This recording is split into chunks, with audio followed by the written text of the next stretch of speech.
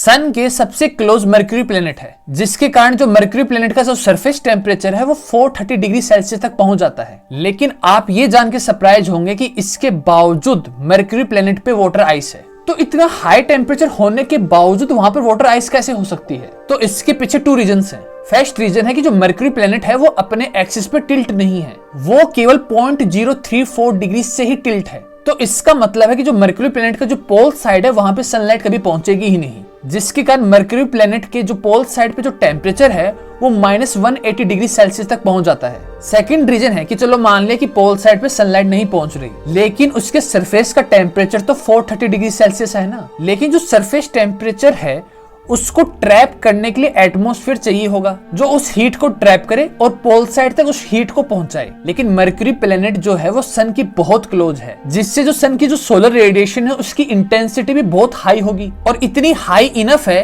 कि वो mercury planet का जो एटमॉस्फेयर है उसको ही उड़ा दे। इसलिए मर्क्यूरी प्लेनेट पे हीट को ट्रैप करने के लिए एटमॉस्फेयर ही नहीं है। तो इन 2 रीजंस के कारण मर्क्यूरी प्लेनेट पे आपको वाटर आइस मिलेगी।